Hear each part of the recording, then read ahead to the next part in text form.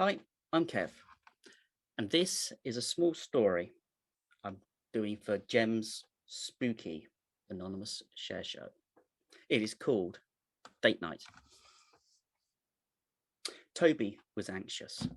First dates always made him anxious. This one, though, was set up via a very select dating website recommended by a vague friend he'd known for what felt like centuries. He trusted them. This was going to work. Although perhaps the anxiety was more to do with the cold, dark, overcast sky and the rain running down his neck while waiting outside in the park for the date.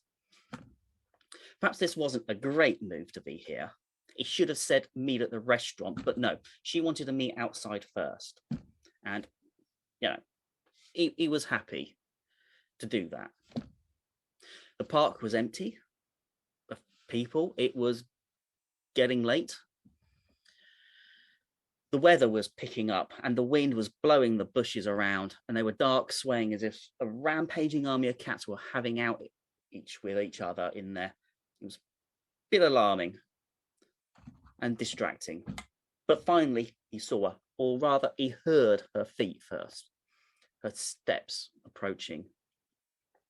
Then he saw her.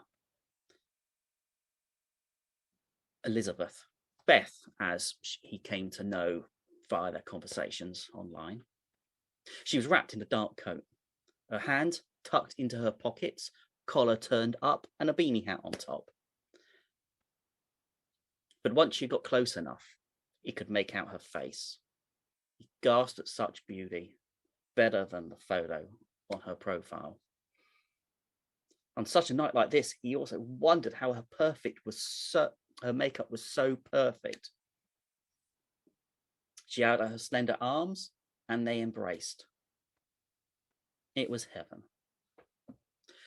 Arm in arm, they locked and left the park to go to the restaurant over the road.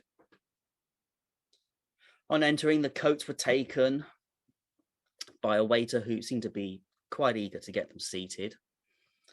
But he forgot himself completely and let out a whistle, which he instantly felt embarrassed about. She was stunning. Off-the-shoulder red dress, long hair, and a thin red little scarf around her neck, which made her look like a really classy 1940s. It was really good. He realized, though, he was looking at her for too long, and the waiter was tapping his foot, eager with impatience. He blurts out to try and cover his embarrassment, only to make things worse when he says, "You look so good enough to eat." His face really felt burning, and he could have just curled up into a little ball at that point. But she diffused with a lovely smile and touch of his arm. He relaxed enough and then went bright red again when she leaned in and said, "All in good time." He was thrown, but she led him away while he tried to recover himself, following the waiter to their table. Well, the hours flew by as if in a dream. They talked, ate, drank, and talked loads more, all night until they were the last in the restaurant. The food and company was perfection, and he felt she seemed to have enjoyed herself too. It was such a great idea coming to this place. It's his favourite place. They get his rare steak exactly to his taste, as well as every other dish. It was perfect. Unfortunately, even perfect things have to come to an end. And back out into the cold, separate taxis for both of them. He wasn't going to push his luck on the first date. But they had promised to go on a second. And a couple of days of anxiety waiting for the call. Well, a couple of weeks of regular dates. including a couple of kisses, which were very nice. He felt really good. Is this too early to be calling it love? Perhaps. But to be honest, they were getting on so well. It was like they had known each other all their lives.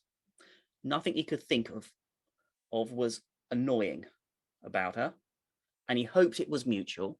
Well, actually, there was one thing, that tiny little one thing that he noticed, and it was starting to not get to him, but it was just a little thing. Every time they were together, whatever she wore, and believe me, it was perfect, whatever she wore, she always had that small scarf around her neck. It was nothing really, and it always suited whatever she was wearing, and it suited her. Nothing really to pick holes in. So he thought, well, perhaps it'll change eventually. Well, this particular date he was now waiting for, his nerves were particularly raised once again. The relationship had been moving along, and after the previous night's snogging session at the back of the cinema like a teenager, which they were definitely not anymore, they seemed to have naturally become more comfortable with one another. And he felt that their mutual feeling of desire was driving them a little bit further than he was expecting at this stage. He hadn't felt so nervous in years, but she was very, very special. But tonight's date would be the acid test, because Beth had decided she wanted to cook at home for him. He wasn't sure if that was a signal,